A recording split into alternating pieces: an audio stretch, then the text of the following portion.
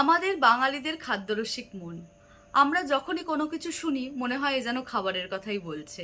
যেমন এখন বলবো অরেঞ্জ ইকোনমির কথা, কিন্তু এই অরেঞ্জ ইকোনমির সাথে কমলা লেবুর কোনো সম্পর্ক নেই। তাহলে এই অরেঞ্জ ইকোনমিটা আসলে কি? আসুন জানা যাক। এই যে যারা ধরুন ক্রিয়েটিভ দুনিয়ার সাথে যুক্ত রয়েছে, যেমন অ্যানিমেশন বা গেমিং ডিজাইন বা কন্টেন্ট ক্রিয়েশন, তারা কি করছে? তারা যখন এগুলো সোশ্যাল মিডিয়াতে পোস্ট করছে, শুধুমাত্র সেই সোশ্যাল মিডিয়া থেকে তারা আমাদেরকে এন্টারটেইনই করছে না, বরং একটা ইনকাম জেনারেট করছে, যেটা আমরা সবাই জানি।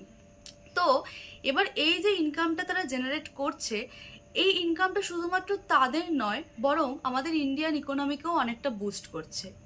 তো সেক্ষেত্রে এই আমি বলতে পারি যে এই ক্রিয়েটিভিটি জগৎটাকে বা ক্রিয়েটিভিটির দুনিয়ার সাথে যুক্ত যে আর্নিংটা বা ইনকামটা, সেটাকেই আমরা বলবো অরেঞ্জ ইকোনমি।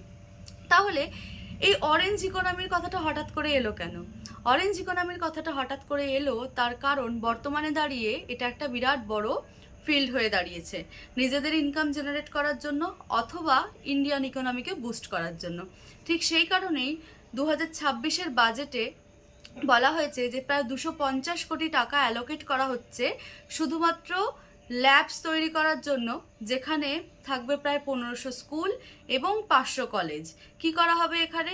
এখানে স্কিল ট্রেনিং দেওয়া হবে।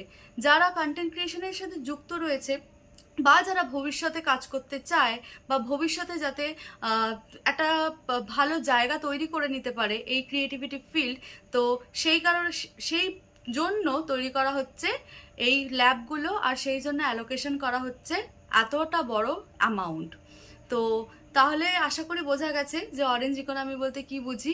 আশা করি আর ভুল হবে না এটা ভেবে যে অরেঞ্জ ইকোনমি মানে কমলা লেবুর সাথে কোনো কিছু সম্পর্কিত। ভিডিওটা কেমন লাগলো জানাতে ভুলবেন না।